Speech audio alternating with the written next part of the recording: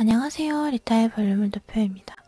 오늘은 아일랜드 이기심의 미덕을 할 건데요. 실리콘밸리 자주성가 기업가들의 아이콘 아일랜드. 아일랜드는 누구냐면 러시아 태생의 미국 소설가, 철학자, 극작가입니다. 이분을 주로 해서 객관주의 윤리라는 윤리론에 대한 재정립을 꾀하는 얘기가 있는데 객관주의 윤리라고 하는 새로운 내용의 윤리입니다. 근데 그 내용은 조금 어려워서 조금 더 파고들고 공부하는 부분이 필요한 내용이긴 하거든요. 근데 오늘 소개해드릴 내용은 그렇게 복잡한 건 아니고 제가 이 책을 읽으면서 가장 마음에 들었던 챕터 1단원을 얘기를 해드릴 거예요. 사실 1단원이라고 해서 이렇게 객관주의 윤리라고 나와 있는데 실제로는 조금 이 윤리론에 관련한 것이라기보다는 생명에 관한 이야기거든요. 그래서 오늘은 그 얘기를 해드릴 거예요. 제가 이 책을 읽으면서 앞에다가 이렇게 적어놨어요. 내가 이 책을 읽는 목적, 또한 내 마음을, 의식을 정돈하는 나의 가장 큰 이유 중 하나는 무엇인가? 전 이렇게 적었어요. 나의 행복과 안정을 내 절대적 선으로 인식하기 위해서, 그것을 온전히 스스로에게 이해시키기 위해서라고 써져 있는데, 그러니까 우리는 살면서 우리 자신이 진짜 원하는 거를 추구하기보다는 다른 것들에 의해서 흔들리잖아요. 우리가 내가 원하는 것을 해야 된다고 의식적으로는 알고 있지만 실제로는 뭐 남의 말에 더 흔들린다던가 주변의 잡음들에 되게 쉽게 흔들린다던가 이런 식으로 내가 원하는 거를 바로 직진할 수 없는 내 자신조차도 스스로를 돕지 못하는 그런 상황이란 말이에요. 그래서 제가 소개해드릴 제1단원 객관주의 윤리라는 단원에서 생명에 관한 이야기는 내가 소중하다고 생각하는 것이 정말로 가장 중요하다라는 걸 내 자신에게 무의식적으로도 인식을 시킬 수 있는 기회입니다.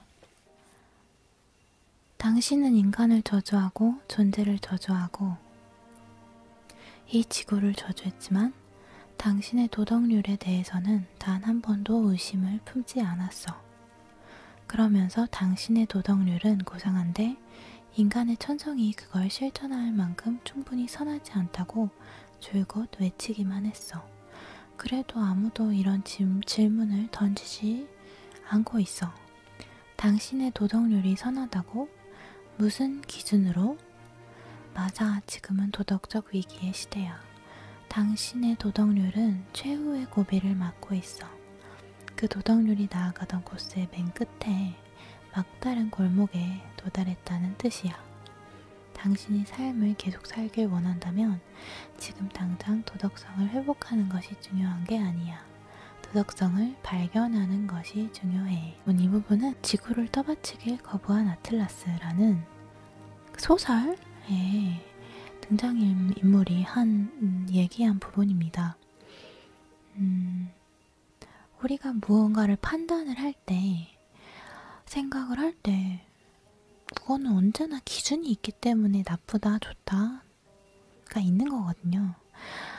아무리 기준을 생각하고 있지 않아도 의식적으로는 그거는 무의식적으로 어떤 기준이 있는 거예요, 적어도. 근데 문제는 기준이 어떻게 생성이 됐냐는 거지. 이게 맞는 건가? 그래서 여기서는 그게 도덕에 대해서 그걸 얘기를 하고 있어요. 우리가 도덕적으로 타락을 했어. 도덕적으로 잘못하고 있어. 그래서 우리는 답이 없어. 라고 극단적으로 치달을 상황에서 우리는 그 기준을 다시 검토해봐야만 한다는 거죠. 그래서 다시 본문으로 돌아가서 도덕에 대해서 이제 얘기를 하기 시작을 합니다. 자, 도덕 혹은 윤리란 무엇인가? 그것은 사람의 선택과 행동을, 말하자면 사람의 인생 목표와 인생 행로를 결정할 선택과 행동을 안내하는 가치 규범이다. 네, 도덕 혹은 윤리는 가치 규범이다 라고 나와 있습니다. 윤리학은 바로 그런 규범을 발견하고 정의하는 문제를 다룬다. 도덕은 하나의 가치 규범입니다. 그죠? 모든 학문은 그 학문의 기본 전제에 도전하기 위해서는 반드시 처음부터 다시 시작을 해야 되는데, 윤리 분야에서는 이런 질문을 던지는 것으로 그 도전을 시작해야 된대요. 가치란 무엇인가? 인간이 가치를 필요로 하는 이유는 무엇인가?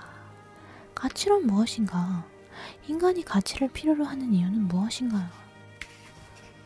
그러면 여러분, 가치는 뭐예요? 결론부터 얘기하자면 가치는 생명의 종속적인 개념입니다. 생명이 있고 나서야 가치라는 개념이 있을 수가 있어요. 이 우주 안에 근본적인 선택은 딱 하나뿐이다. 존재 아니면 비존재이다. 이 근본적인 선택은 단 한 가지 부류의 실체에만 해당된다. 살아있는 유기체들에게만 존재 아니면 비존재라는 근본적인 선택이 가능한 것이다. 무생물의 존재는 무조건적이지만 생명의 존재는 무조건적이지 않다. 생명의 존속은 특별한 어떤 행동 과정에 좌우된다. 물질은 파괴가 불가능하고 형태를 바꾸지만 존재를 중단하지는 못한다. 생명인가 죽음인가 하는 선택을 지속적으로 요구하는 문제에 직면하는 것은 오직 살아있는 유기체뿐이다. 자, 생명은 스스로를 지탱하기 위한 자발적인 행동의 과정이다. 이 행동에 실패하는 유기체는 죽게 되어 있다. 유기체의 화학 원소들은 그대로 남지만 유기체의 생명은 존재를 중단한다. 가치 개념을 가능하게 하는 것은 바로 이 생명 개념이다. 사물들은 오직 살아있는 생명체에게만 선하거나 악할 수 있다. 예를 들어서 로봇을 여러분 상상해 보세요. 그런 거는 어떤 가치도 가질 수가 없는 거예요. 왜냐하면 얻거나 잃을 게 전혀 없기 때문에. 어떤 이해관계도 갖지 못하고 어떤 목표도 갖지 못해요. 오직 살아있는 생명체만이 목표를 가질 수 있거나 목표를 만들어낼 수 있습니다. 그래서 자, 이제 이해를 했죠? 가치는 생명의 종속적인 개념입니다. 오로지 생명이 있고 나서야 가치가 존재할 수 있는 거예요.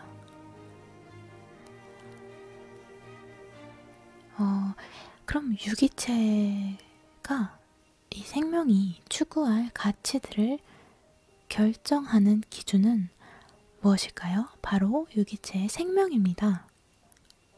따라서 유기체의 생명을 연장시키는 것은 선이고 유기체의 생명을 위협하는 것은 악이라고 볼 수 있는 거죠. 악. 생명이 기준이 되는 거예요. 가치라는 개념은 유전적으로 그보다 앞서는 생명이라는 개념에서 비롯되고 또 생명 개념에 의존한다. 가치에 대해 생명과 별개인 것처럼 이야기하는 것은 터무니없는 짓이다. 가치 개념을 가능하게 하는 것은 오직 생명 개념이다.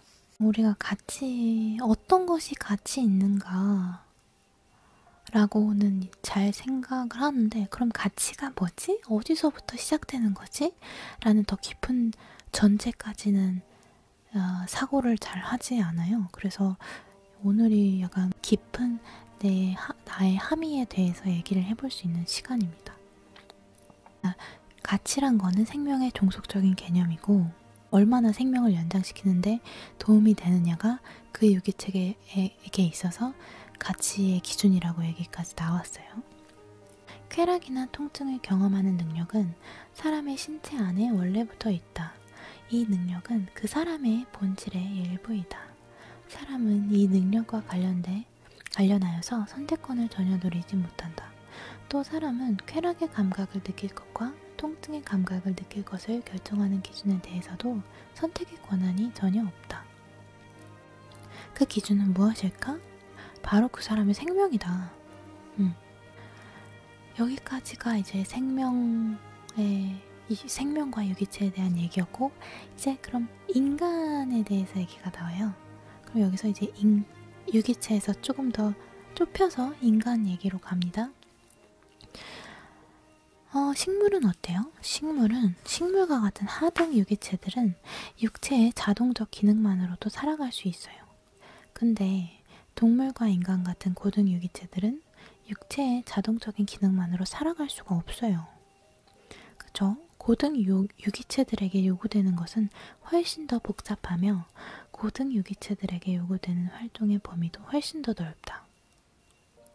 고등 유기체들의 육체적 기능들은 연료를 이용하는 임무만을 자동적으로 수행할 뿐 그 연료를 자동적으로 얻지는 못한다. 고등 유기체들이 연료를 획득하기 위해서는 의식의 기능이 필요하다. 식물은 자라고 있는 그 땅에서 영양분을 섭취할 수 있다. 동물은 양식을 구하기 위해서 사냥에 나서야 한다. 인간은 식량을 생산해야 한다. 인간에 대해서 얘기를 하면서 구체적으로 얘기를 들어가기 전에 이제 식물의 개념과 동물의 개념을 다시 얘기를 하고 있는 거죠. 그러면 식물도 생명이고 동물도 생명이니까 걔네한테는 가치가 어떻게 적용이 되고 어떤 방식으로 그 가치를 실현하고 있는지에 대해서 얘기를 한 거죠. 고등 유기체들은 감각을 간직하는 기능을 갖고 있대요. 동물들이에요. 고등 유기체 여기서는. 동물들. 감각을 간직하는 기능을 갖고 있다. 네. 감각을 간직하는 기능은 지각 기능이다. 하나의 지각은 살아있는 유기체의 뇌에 의해서 자동적으로 간직되어 통합된 감각들의 집단이다. 생명의 레벨이 조금 더 복잡한 메커니즘을 갖춘 생명으로 갈수록 더 다양한 능력을 요구받는다는 거죠. 생명을 유지하기 위해서. 식물은 그냥 해를 받고 물 끌어올리고 이렇게 하면 되는데 조금 더 그 단계가 올라갈수록 그냥 주어진 걸 하는 것만으로는 살아남을 수 없고 여러 가지 자율성이 주어지고 거기서 방법들을 찾아내야 된다는 얘기죠. 그래서 사람은 조금 더 복잡하게 그 통합적인 의식 행위로 자신의 생명을 연장시키고 생명에 도움이 되는 쪽으로 나아가야만 합니다. 사람이 마음에 초점을 맞추지 않는다고 가정해보자. 그러면 그 사람은 인간 이하의 의식 상태에 있다고 볼 수 있다. 그렇게 보는 이유는 그 사람이 감각과 지각만을 경험하고 있기 때문이다. 자, 동물은 감각과 지각만을 경험을 하죠. 그리고 걔네는 그걸로 먹고 살 수 있고, 거기서 부족하면 상황이 안 따라주면 그냥 생명을 그치는 거예요. 근데 문제는 동물한테는 주어진 능력이 그거밖에 없지만 감각하고 지각하는 거 그거밖에 없지만 인간은 좀 더 상위의 능력, 의식하는 사고하는 능력이 있죠. 근데 그 사고하는 능력을 사용하지 않는 사람들은 동물과 똑같은 비슷한 상태로 그냥 볼 수 있는 거예요. 본인이 사용하지 않으면.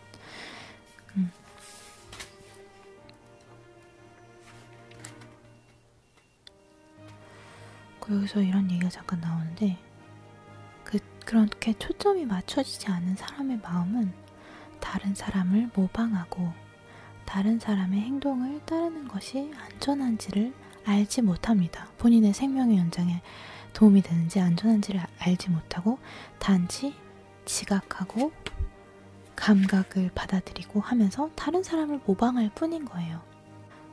자신이 피하고자 하는 책임을, 다시 말해서 의식적인 존재로 사는 데에 따를 책임을 대신 져주겠다고 약속하는 파괴자의 뒤를 따라서 지옥으로 행진하고 있는 사람들인 셈이다. 이런 얘기가 나왔고, 이제 인간의 생존에 대해서 얘기를 이어가는데, 사람의 생존은 어떤 초자연적인 존재의 은총이나 이웃 사람들의 자비 또는 당신 자신의 충동에 의해서 보장되지 않습니다. 사람의 생존은 어디까지나 현실의 은총과 생명의 본질에 의해서 보장이 됩니다. 사람이 필요로 하는 모든 것은 그 사람 본인의 정신에 의해 발견되어야 하고 본인의 노력에 의해 생산되어야 한다. 때문에 합리적인 존재의 적절한 생존 방식에 근본적으로 필요한 두 가지는 바로 사고와 생산적인 노동이다. 사람이 필요로 하는 모든 것은 그 사람 본인의 정신에 의해서 발견되어야 하고 본인의 노력에 의해 생산되어야 한다. 때문에 합리적인 존재의 적절한 생존 방식에 근본적으로 필요한 두 가지는 바로 사고와 생산적인 노동이다. 그러고 아까 사고하지 못하는 사람들의 얘기가 나온 거거든요. 가치란 개념은 생명이 있기에 가능한 것이고, 그럼 그 생명에게 가치란 무엇이냐? 그 생명 본인의 그 유기체의 생명을 연장시키느냐 아니면 거기에 도움이 되지 않느냐에 따라서 선과 악이 구분이 된다고 나왔고, 인간에게 그 가치를 실현하기 위한, 그러니까 그 본인의 생명을 연장시키는데 유지하는데 도움이 되게 하기 위해서, 그러니까 가치를 실현하기 위해서 취해야 할 방법은 사고와 생산적인 노동이라는 얘기가 나옵니다. 그렇게 나왔고 이어지는 얘기입니다.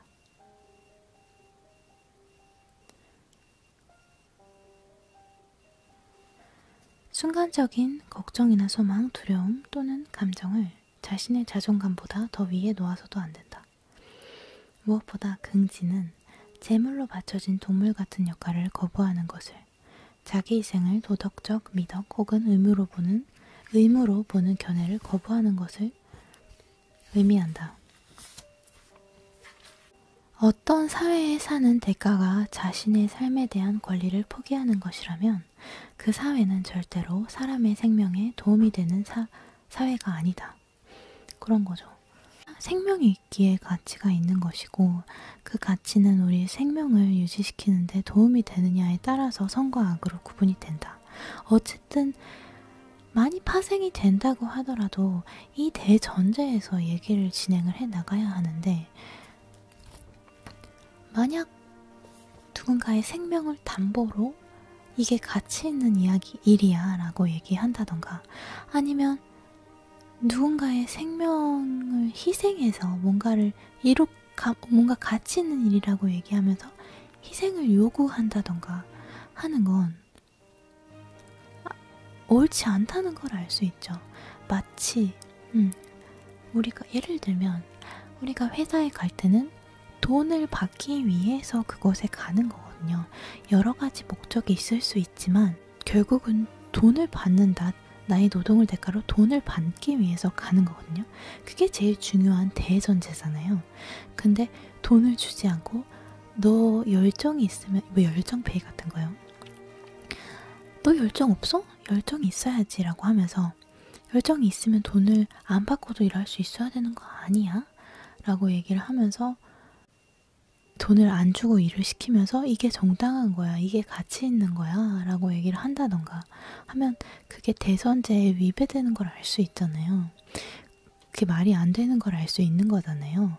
조종하는 거거든요. 그거를 찝어낼 수 있어야 돼. 찝어낼 수 있어야 돼. 그렇기 때문에 우리는 이 중요한 얘기를 이제 알 수 있는 거야. 어떤 사회에 사는 대가가 자신의 삶에 대한 권리를 포기하는 것이라면 그 사회는 절대로 사람의 생명에 도움이 되는 사회가 아닙니다. 옳지 않은 사회라고 우리는 딱 알 수 있는 거죠. 부당한 요구가 들어왔을 때 이게 옳은 거야 라고 상대방이 강하게, 사회가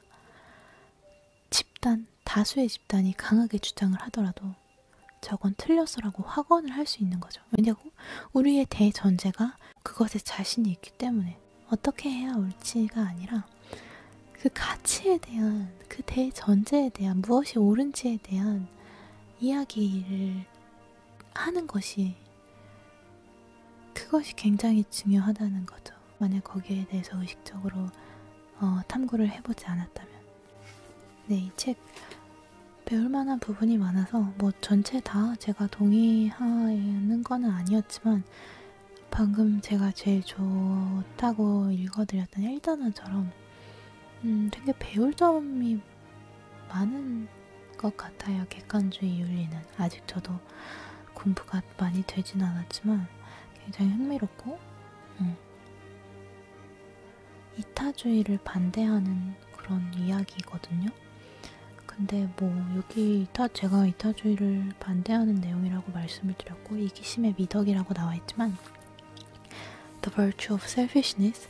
근데 여러분이 이 제목을 보셨을 때 느껴지는 그런 약간 좀 강렬한 이미지는 그냥 마케팅이고 사실 내용은 그 느낌과는 크게 상관이 없어요. 오히려 좀 윤리 개념에 대한 이야기를 하고 있는 내용이거든요. 그리고 그 안에서 어떤 확고한 방향으로 논의를 전개를 해 나가고 있는 것 정도? 그런 것 같아요. 그래서 이타주의에 대해서 좀 다시 생각을 해볼 수 있어서 좋아요. 여러분들도 아니 좀 남을 위하는 건 좋은데 사실 내가 남을 위해서 한다고 했던 행동들이 나한테도 도움이 되지 않고 크게는 남들한테도 도움이 되지 않았던 것 같아. 이런 경험이 되게 많잖아요. 남을 위해서 뭔가를 해야 진짜 좋은 사람이고 멋진 사람이고 뭐 그게 옳은 거고 이런 쪽으로 생각이 되게 치우쳐 있는데 실제로는 아니 저 사람들도 사람이고 나도 사람인데 나한테는 내 생명이 제일 중요하지 않나? 내가 당연히 중요해야 되는 거 아닌가? 근데 내가 나를 가장 중요한 우선순위에 놓았을 때 왜 죄책감이 느껴지지? 이런 생각 좀 많이 하시지 않았어요? 그냥 되게 이성적인 생각이잖아요. 상대방을 위해서 뭔가를 한다고 해서 그게 딱 상대방한테도 결국은 좋은 게 아니었던 걸로 밝혀지는 일들이 되게 많고 해서 이게 좀